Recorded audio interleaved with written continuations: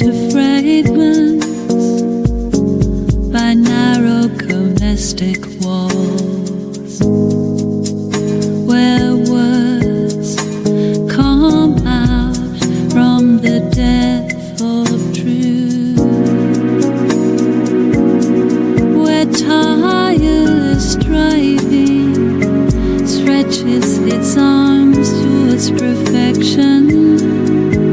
where the clear stream of reason has not lost its way into the dreary desert sand of dead habits, where the mind is led forward by deed into ever widening in thought and action, into that heaven